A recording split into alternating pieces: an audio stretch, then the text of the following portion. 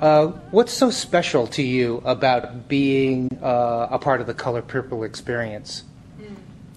It has a history, a rich history, whether it be through the movie, the book, or the previous actors who've done this show. It's something that I am proud to say that I am a member of, and I think it's something that I will be able to, when I have children, and my children read this book in high school, hopefully, you know, I'll be able to say, well, Mom played Shug Avery in the Broadway tour. And that's something that you want to be able to leave something that your kids can remember you, and that's something that I think they'd be very proud of, and my family is as well. It's a beautiful play with great themes, and it touches an audience every night. And that's the most that you can ask for as an actor, is to touch someone. So, very proud of it. Edward, how does this Broadway musical differ from the movie or the book?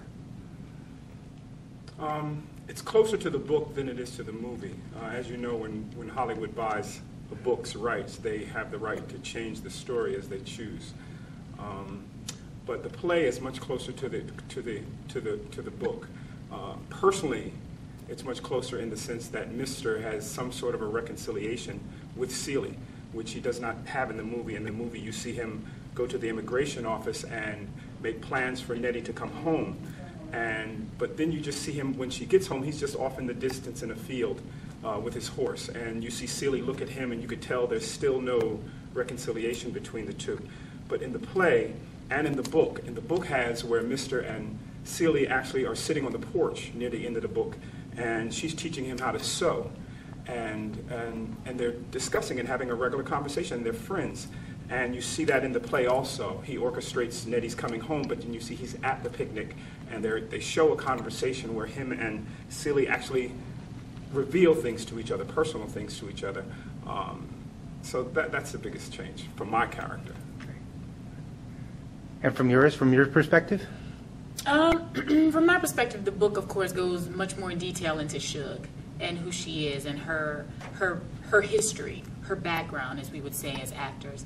And it helps me formulate her wants, in essence. That's the biggest change for me. Other than the music, people always ask, where's the song Sister? They remember that Celie's Blues from the movie, which is not in the play. But other than those things, I think Shug, people can still identify with her and some of her lines in the play that they saw from the movie as well as in the book. Anything particularly challenging for you about your role in The Color Purple? It was challenging from the very beginning. This is not a one-dimensional character. It can be played one-dimensional, just to be angry the whole time.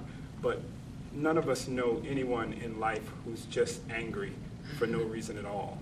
Most people have deep-seated bitterness for some reason, whether it's a childhood, something happened in people's lives to make them that way. Mm-hmm. And this character had a reason that he was so bitter. The reason is his father denied him the love of his life. He had children with Shug. He had fire. They had passion together. This was the kind of relationship any man longs for. And he was not allowed to continue it because of his father's will, which made him a very bitter man. But the depth of the character for me is the fact that the character has an arc and a journey. He starts out, it's a 40-year journey, and he starts out as a young man who, yes, he's been denied Shug, but he still has some hope because he falls in love with Nettie, and he really wants to be good again. But again, that doesn't work out, and he's kind of settling, is the best word I got used, with Celie. And then that takes him on because he's got Celie, then he really gets bitter. Because now he feels like, now I'm stuck. And as a character, he did not want to stay in that one-horse town anyway.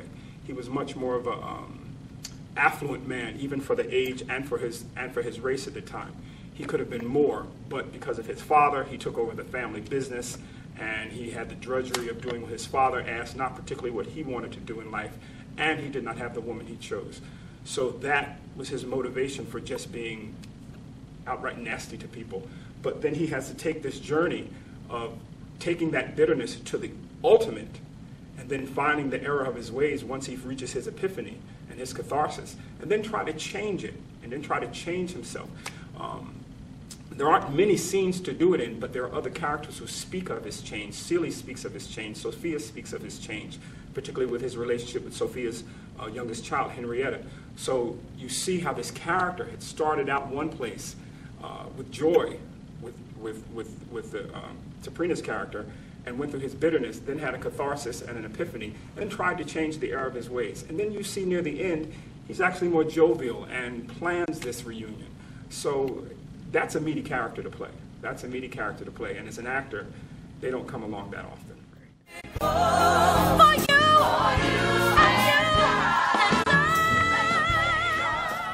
Most of the time we get, I was crying, I didn't expect that from this. My husband was sitting next to me holding back tears. He didn't expect that when he came. You know, it's a play with a lot of deep issues, so people really don't want to tell you why they're crying. But that's not the point. We've related, we've made it to the point where we can talk and deal with issues that are extremely can be extremely brutal and negative, and people are allowing us to deal with those issues and let that come out, but still end up with joy at the end, and want to see the play and want other people to see it. And that's what our goal is, to get it across realistically, but also infuse it with joy so that you know that you can overcome, and use the story in some way to inspire you. My father even said he came to see it in Memphis. We're from New Orleans. Been through a lot. Family's been through a lot. And so now he lives in Baton Rouge. And he said when he went back to work after seeing the play, he said he's been at the same job for about 20-something years now, and he said he felt empowered at work. He was like, he just felt like, I can go through this. I can go through anything. This is nothing. This is nothing. And that felt really good, not just because I was his daughter, but because of what the play touched him, how it touched him, and that's what we try to do.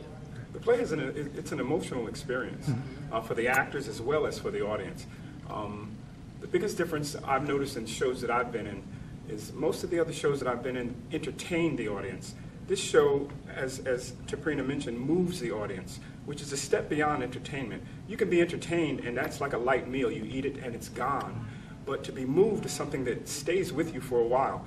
And although people don't reveal how it may personally, as Taprena said, how it may personally have moved them, we can see when we take our bows to see. I mean, I kind of expect the ladies to have tears.